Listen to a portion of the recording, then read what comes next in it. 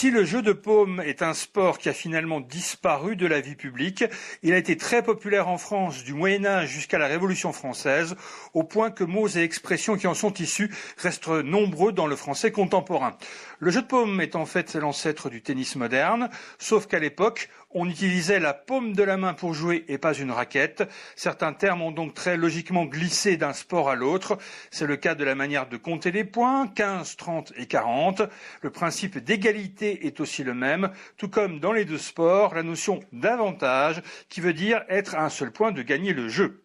Prendre la balle au bond vient aussi du jeu de paume, même si au tennis on a plus l'habitude aujourd'hui de parler de reprise de volée et en français courant d'utiliser l'expression pour dire sauter sur une bonne occasion.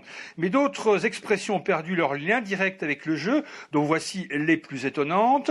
Qui va à la chasse perd sa place. La chasse était une erreur d'un joueur dont la balle tombait en dehors des limites du terrain. Du coup, c'est son adversaire qui prenait la main. Amuser la galerie. La galerie était le lieu de part et d'autre du terrain où se pressaient les spectateurs. Et il arrivait souvent qu'en faisant quelques blagues ou clowneries, un joueur du jeu de paume fasse rire l'assistance. Rester sur le carreau. L'expression était initialement utilisée quand un joueur tombait sur le sol, qui était fabriqué à base de carreaux mis bout à bout. Tomber à pic, c'était réussir à lancer la balle pour qu'elle tombe précisément à l'angle entre le sol et le mur, l'empêchant de rebondir.